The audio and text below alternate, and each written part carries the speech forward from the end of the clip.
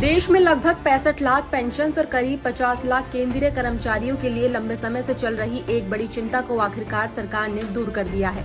शीतकालीन सत्र की संसदीय कार्रवाई के दौरान जब पेंशन और वेतन से जुड़े अहम सवालों पर चर्चा हो रही थी, तब सरकार ने स्पष्ट और ठोस जवाब देकर ये बता दिया कि पेंशन या कर्मचारियों के महंगाई भत्ते में किसी भी तरह का नकारात्मक बदलाव नहीं किया जा रहा है।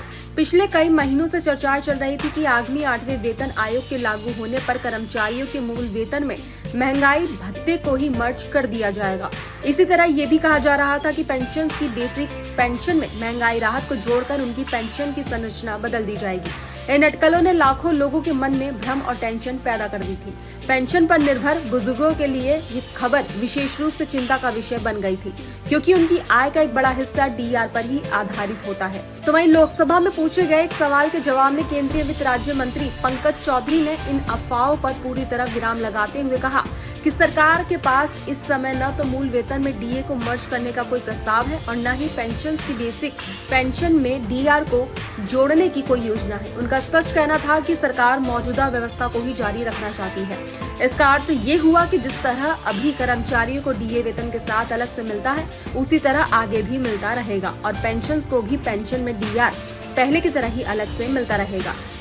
सरकार की ओर से इस घोषणा के साथ ये साफ हो गया है कि महंगाई भत्ता या महंगाई राहत न तो बंद किया जाएगा और न ही इसे मूल पेंशन या मुख्य वेतन में शामिल करके समाप्त किया जाएगा। तो वहीं संसद में चर्चा के दौरान विपक्ष के कुछ सदस्यों ने ये मुद्दा भी उठाया कि पिछले लगभग 3 दशकों में खुदरा महंगाई कई गुना बढ़ चुकी है, लेकिन डीए और डीआर की दरें उसी अनुपात में नहीं बढ़ी है। उनका कहना था कि महंगाई के मुकाबले डीए डीआर की वृद्धि बहुत धीमी है, जिससे कर्मचारियों और पेंशन पर निर्भर वरिष्ठ नागरिकों और अतिरिक्त आर्थिक दबाव बढ़ रहा है। हालांकि सरकार ने इस बिंदु पर कोई व्यापक प्रतिक्रिया या भविष्य का रोड मैप साझा नहीं किया, लेकिन ये स्पष्ट कर दिया है कि फिलहाल डीए डीआर को मर्ज करने जैसा कोई बड़ा स्ट्रक्चरल रिफॉर्म विचाराधीन नहीं है। यानी प्रणाली उसी तरह चलेगी जैसी अभी चल रही है, जहां महंगाई बढ़ने पर समय समय पर डीए और डीआर का प्रतिशत बढ़ाया जाता है। फिलहाल केंद्रीय कर्मचारी और पेंशन को 55% की दर से डीए डीआर मिल रहा है।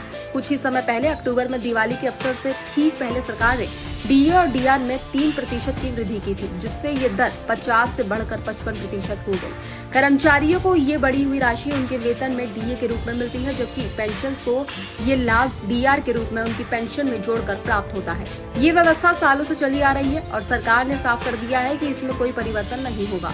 तो वहीं अब अगर बात की जाए 8वें वेतन आयोग की, तो ये भी एक बड़ा विषय है जिस पर देश भर के कर्मचारियों और पेंशन की निगाहें टिकी हुई है। 7वां वेतन आयोग 2016 में लागू हुआ था और हर वेतन आयोग की अवधि लगभग 10 साल की होती है, इसलिए अब 8वें वेतन आयोग की जरूरत महसूस की गई। साल की शुरुआत में ही सरकार ने संकेत दे दिया था कि नया आयोग गठित किया जा रहा है, ताकि अगली अवधि के लिए नए वेतन ढांचे और पेंशन संरचना पर सिफारिशें तैयार की जा सके।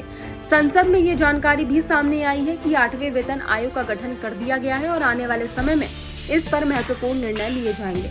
वेतन आयोग का गठन सिर्फ कर्मियों की तनख्वाह तय करने के लिए नहीं होता, बल्कि ये सरकार कर्मचारियों के जीवन स्तर, महंगाई की दर, बाजार की परिस्थितियों और देश की आर्थिक स्थिति को ध्यान में रखकर समग्र सिफारिशें तैयार करता है। यही वजह है कि लाखों पेंशन और कर्मचारी उम्मीद लगाए हुए हैं कि 8वां वेतन आयोग उनके हितों को ध्यान में रखकर बेहतर वेतनमान और पेंशन ढांचा तैयार करेगा।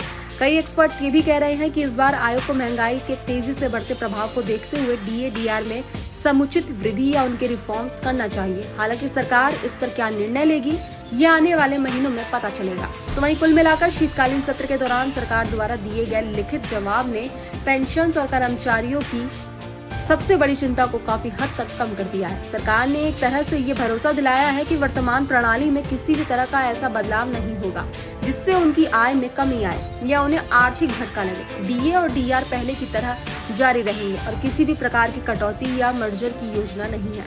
इससे सभी पेंशन और कर्मचारी निश्चित होकर 8वें वेतन आयोग की आगे आने वाली सिफारिशों का इंतजार कर सकते हैं।